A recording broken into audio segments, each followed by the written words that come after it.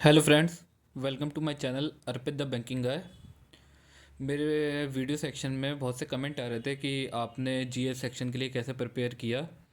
तो उसके रिगार्डिंग मुझे लगा कि आप लोग को एक वीडियो बनानी चाहिए। तो बाकी मैं बताता हूँ कि मैंने अपनी जीए की प्रिपरेशन कैसे करी थी। बाकी अपनी प्रिपरेशन बताने से पहले मैं आपको बताना चाहूँगा कि जीए का वेटेज हर एग्ज़ाम में कितना होता है। एसबीआई पीओ में जीए में 50 क्वेश्चन आते हैं और जो होते हैं 60 मार्क्स के। फिर आईबीपीएस पीओ में 50 क्वेश्चन आते हैं 50 मार्क्स के। एसबीआई के जूनियर एसोसिएट में 50 क्वेश्चन होते हैं 50 मार्क्स के, एक एक मार्क का हर क्वेश्चन होता है। आरआरबी पीओ में 40 क्वेश्चन आते हैं, 40 ही मार्क्स के होते हैं। आरआरबी क्लर्क में भी 40 क्वेश्चन आते हैं और 40 मार्क्स के होते हैं। आईबीपीएस क्लर्क में भी 50 क्वेश्चन आते हैं, 50 मार्क्स के होते हैं। ये तो जीए का वेटेज हो गया मेन सेक्शन में। बाकी मैंने जीए सेक्शन के लिए प्रिपरेशन कैसे करी उसे बताने से पहले मैं बताऊंगा। जीए सेक्शन में हमारे मेन जीए जनरल अवेयरनेस सेक्शन में हमारे मेन 3 सेक्शन होते हैं। एक पहला सेक्शन होता है static general awareness. Static general awareness का भी एक अच्छा खासा रोल होता है हमारे जनरल अवेयरनेस के सेक्शन में। लगभग 5 से 6 मार्क्स के क्वेश्चन हर साल स्टैटिक के आ ही जाते हैं। और अब तो जिस हिसाब से रूल रहा है, अभी मैंने एसबीआई क्लर्क का एग्ज़ाम दिया था, तो एसबीआई क्लर्क में तो स्टैटिक के बहुत क्वेश्चन आए थे। तो स्टैटिक में हमारा क्या क्या आता है। स्टैटिक में जैसे हमारे इंडियन स्टेट्स हो गए, उनके सीएम और गवर्नर हो गए, यूनियन मिनिस्टर हो गए, नेशनल पार्क हो गए, टाइगर रिजर्व हो गए, एलिफेंट रिजर्व हो गए, dams, national importance days, airport, festivals, जो इम्पोर्टेंट फेस्टिवल होते हैं हर ट्राइब्स के, Ramsar sites, UNESCO heritage site. ये जनरली यही इन्हीं सबसे घुमा फिरा के क्वेश्चन आते रहते हैं। बाकी अब स्टैटिक की हम प्रिपरेशन कैसे करें। देखिए, स्टैटिक अपने आप में बहुत वास्ट एक सब सिलेबस है। तो मैंने तो स्टैटिक की कोई अलग से प्रिपरेशन करी नहीं थी। मैं तो ऐसा था जो करंट अफेयर में स्टैटिक के क्वेश्चन आ जाते थे कि जैसे रिसेंट में ये टाइगर रिजर्व इनॉग्रेट हुआ है, क्या इसे एलिफेंट रिजर्व बनाया गया है, या रिसेंट में ये डेज था, या ये फेस्टिवल अभी मनाया गया। तो मैं ऐसे ही प्रिपेयर करता था अपना। मैंने कोई जनरली डिटेल में स्टैटिक मैंने करी नहीं थी, क्योंकि स्टैटिक अगर मैं वैसे ही करने बैठ गया तो वैसे ही मेरा पूरा टाइम चला जाएगा। बाकी हाँ, जो मेन सेक्शन हमारा जनरल अवेयरनेस सेक्शन का होता है वो होता है करंट अफेयर, जो सबसे ज़्यादा रोल निभाता है। अब करंट अफेयर करने के भी बहुत से तरीके होते हैं। कुछ लोग डेली सीए करते हैं, डेली जो पर डे की सीए आती है, करंट अफेयर आती है, उससे रिवीजन करते हैं। कुछ लोग वीकली करते हैं, कुछ लोग मंथली करते हैं, कुछ लोग अलग अलग ऐप्स पे क्विज़ी लगाते हैं। अब जैसे मैं अपना बताता हूँ, मेरे साथ लास्ट ईयर ये गलती हुई थी। बहुत से एग्ज़ाम मेरे इस चक्कर में ख़राब भी हुए। जैसे मेरा आरआरबी पीओ और आरआरबी क्लर्क का एग्ज़ाम इसी चक्कर में ख़राब हुआ था कि मैं उस टाइम पे डेली सीए करता था। तो डेली सीए करता था तो वो तो उस टाइम पे तो अच्छा लगता था, वीकली भी रिवीजन हो जाता था। लेकिन एग्ज़ाम टाइम पे जब हम डेली सीए जो हमारा होता है, उसको हम जब एग्ज़ाम टाइम पे रिवीजन करने बैठते हैं तो बहुत ज़्यादा वेटेज हो जाता है, क्योंकि आपको पर डे की पीडीएफ रिवीजन करनी पड़ती हैं। और आप डेली से अगर वीकली में स्विच होंगे तो बहुत सी चीज़ें कम हो जाती हैं, क्योंकि वीकली में शॉर्ट में होता है और डेली में हर चीज़ डिटेल होती है। तो मुझे एंड टाइम पे एग्ज़ाम टाइम पे रिवीजन करने में बहुत दिक्कत होती थी। तो बाद में जब मेरे 2 एग्ज़ाम ऐसे हुए तो उसके बाद आया आईबीपीएस पीओ और आईबीपीएस क्लर्क का एग्ज़ाम। उसमें मैंने अपनी थोड़ी स्ट्रेटेजी बदली, फिर मैं लाया अपना वीकली पे ही, मैंने सिर्फ वीकली करना स्टार्ट करा। बाकी मैंने देखा कि वीकली में करता था, फिर क्लाउड की जो पीडीएफ्स आती हैं वीकली की क्वेश्चन आंसर वाली, उसमें भी क्वेश्चन आंसर वाली में भी 2 पीडीएफ होती हैं। एक होती है डिटेल और एक होती है आपकी टॉप 60। मैं डिटेल वाली करता था, टॉप 60 वाली में भी चीज़ें कम होती हैं, तो मैं डिटेल वाली से ही ज़्यादा करता था। तो उससे फिर बाद में मैंने जब एग्ज़ाम आया तो मैंने देखा कि एंड में मेरे पास इतना वेटेज हो नहीं पाता था कि मैं रिवीजन भी मेरा बढ़िया हो गया। बाद में उसके साथ मैं एक और चीज़ करने लगा। फिर जब मेरी वीकली कंप्लीट हो जाती थी तो वीकली के साथ मैं प्रैक्टिस मॉक की फ्री क्विज़ेज़ होती हैं प्रैक्टिस मॉक की ऐप पे, वो मैं देता था। हर हफ्ते वीकली क्विज़ेज इनकी आई जाती हैं। वीक में हर वीक की इनकी दो, क्या कहते हैं, 100 क्वेश्चन होते हैं 50-50 मार्क्स के। तो उससे अच्छा रिवीजन हो जाता है कि अगर आप यहाँ से अफेस क्लाउड की वीकली यहाँ से कंप्लीट करें, उसके बाद प्रैक्टिस मॉक से अगर आप क्विज़ी लगाएंगे तो रिवीजन अच्छा हो जाता है। तो ये बहुत अच्छा तरीका है करंट अफेयर प्रिपेयर करने का। मैं तो इसी तरीके से करता था। एंड तक मैंने एसबीआई क्लर्क में भी इसी तरीके से प्रिपेयर करा, ना मैं मंथली करता था ना मैं डेली करता था। फिर मैंने वीकली पे ही स्विच हो गया, क्योंकि वीकली मुझे ज़्यादा सही लगा। मैंने डेली के चक्कर में मैंने कुछ एग्ज़ाम ख़राब हुए हैं, इस बार मैंने डेली करना ही बंद कर दी। क्योंकि कभी कभी एग्ज़ाम में करंट अफेयर बहुत ज़्यादा डीप आ जाती है। अब कितनी भी कोशिश करें, करंट अफेयर इतनी डीप आ जाती है कि आपसे याद ही नहीं हो पाती। अब जैसे मेरा एसबीआई क्लर्क का एग्ज़ाम था, एसबीआई क्लर्क में एक क्वेश्चन आया था, जो स्टेटमेंट वाइज क्वेश्चन होते हैं कि एक क्वेश्चन में 3 स्टेटमेंट होते हैं, उसमें कौन सा सही होता है कौन सा गलत होता है। तो उसमें एक इनोवेशन इंडेक्स आई थी। तो आप हम लोग जनरली क्या याद करते हैं, टॉप 3 कंट्रीज़ कौन सी हैं, इंडिया की रैंक क्या है, बॉटम में रैंक क्या है। तो उसमें स्टेटमेंट में एक ऑप्शन ये भी था कि 2015 में इंडिया की रैंक ये थी। मतलब आप कितनी भी कोशिश कर लो, आप 2015 की तो रैंक आपको याद होगी नहीं ना। तो करंट अफेयर इस टाइम बहुत ज़्यादा, जब करंट अफेयर घुमाने पे आ जाती है तो बहुत ज़्यादा घुमा के देते हैं वो लोग, कि आप कितना भी कर लो कि करंट अफेयर आपसे हो ही नहीं पाएगा। और बहुत से लोग करंट अफेयर में पूरा अपना टाइम ख़राब कर देते हैं, और जो मेंस के सेक्शन होते हैं दूसरे उन्हें छोड़ देते हैं। तो मेरा तो मानना है कि करंट अफेयर आप वीकली करें, जितना वीकली में ही आपका इतना कवर हो जाएगा कि आपकी सेक्शनल कट ऑफ निकल जाएगी। मैंने अपने मेरे एसबीआई क्लर्क में 25+ अटैम्प्ट थे मेरे, जिसमें मुझे जहाँ तक उम्मीद थी मैक्सिमम सही हुए थे। लेकिन अब पता नहीं नॉर्मलाइजेशन का रोल था क्या था, मेरे नंबर कम आए उसमें, चलो वो तो अलग है। मेरे IBPS PO में 16 मार्क्स आए हैं, क्योंकि मैं प्रिपरेशन ही अपनी इतनी करता हूँ, मुझे ज़्यादा इसमें उम्मीद ही नहीं है कि मेरे ज़्यादा इसमें मार्क्स आ पाएंगे, क्योंकि आप कितनी भी कर लो सी आपसे हो ही नहीं पाएगी।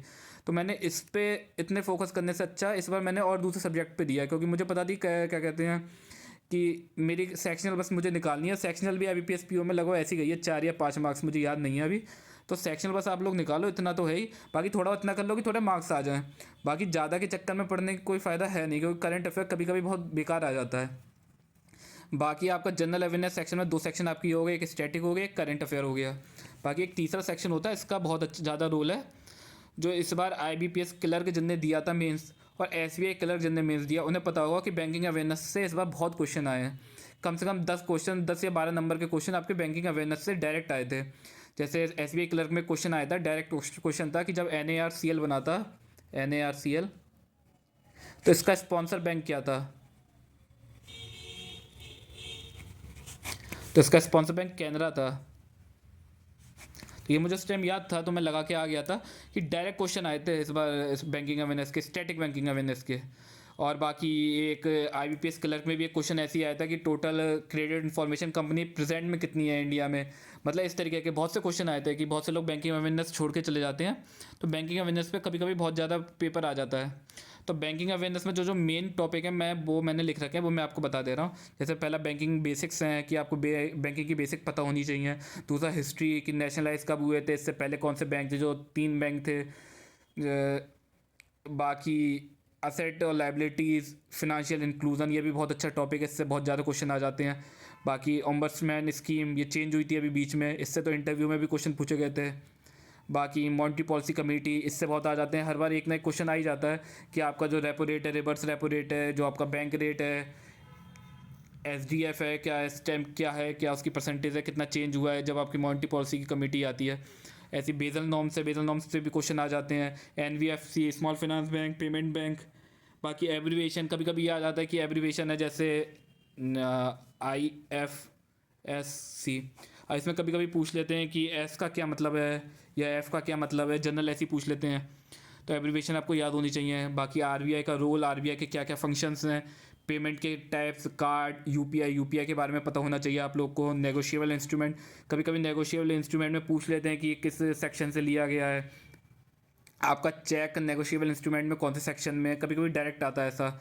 लोन और एडवांसेस, प्रायोरिटी सेक्टर लैंडिंग में भी पूछ लेते हैं कि एग्रीकल्चर को ANBC का कितना % दिया गया है। बाकी आपका NPA का भी आ जाते हैं बहुत से क्वेश्चन NPA में। ये आपका हो गया बैंकिंग अवेयरनेस। अब बात रही बैंकिंग अवेयरनेस को प्रिपेयर कैसे करना है। देखिए, अगर आप पे सब्सक्रिप्शन है, जैसे कोई भी आप ऐप का ले सकते हैं सब्सक्रिप्शन, अड्डा का ले सकते हैं, आशीष गौतम सर का, या गौरव गर्ग सर का भी ले सकते हैं, या आप पे अगर अनअकैडमी है तो कपिल काठपाल सर का भी अच्छा है, वहाँ पे कोर्स मेरा करा हुआ है, मैं तो अनअकैडमी से ही करा था। लेकिन कपिल काठपाल सर ने अपनी जो उनकी क्या कहते हैं यूट्यूब पे उनका चैनल है, वहाँ पे इनने बैंकिंग अवेयरनेस की एक 8 घंटे की मैराथन वीडियो कराई थी।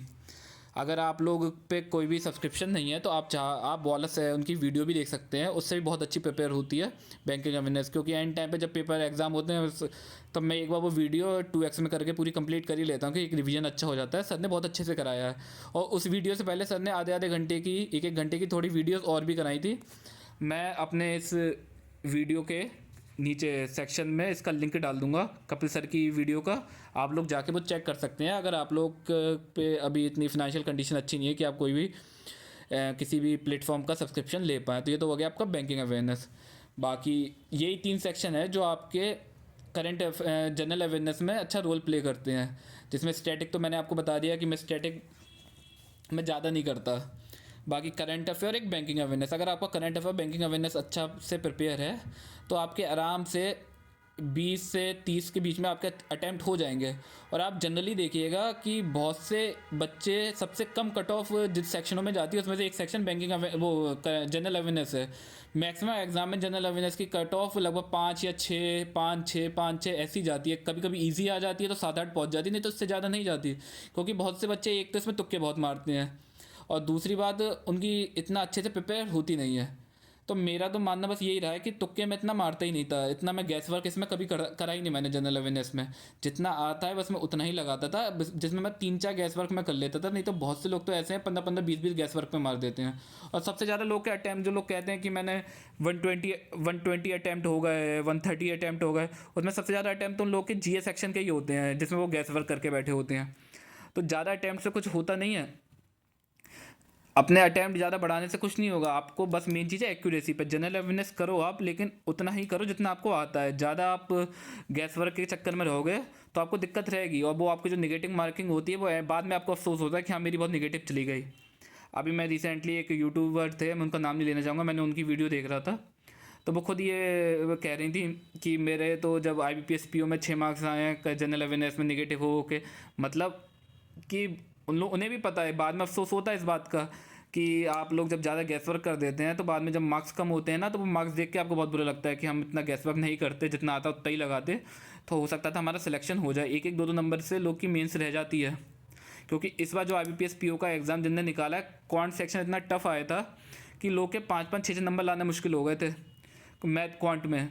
तो लोगों की जो क्लियर हुआ है ना IBPS PO, वो इंग्लिश सेक्शन और जनरल अवेयरनेस सेक्शन पे क्लियर हुआ। क्योंकि जनरल अवेयरनेस सेक्शन थोड़ा इजी भी नहीं कहूँगा, थोड़ा मीडियम था, मॉडरेट था, बस हाई भी नहीं था ना ज़्यादा इजी था, मॉडरेट था। तो इतना था कि लोग के 10 12 नंबर के आराम से अटैम्प्ट हो जाते हैं। तो बहुत से लोगों ने उसमें भी इतनी गलती करी कि जनरल अवेयरनेस सेक्शन की कट ऑफ चली गई 4, जहाँ इतनी कम जानी नहीं चाहिए थी, कम से कम 5 6 तो जानी ही चाहिए थी। लेकिन जनरल अवेयरनेस सेक्शन की कट ऑफ बहुत कम चली गई थी, क्योंकि लोग गैस वर्क बहुत करते हैं जनरल अवेयरनेस में। बाकी ये तो रही जनरल अवेयरनेस की वीडियो।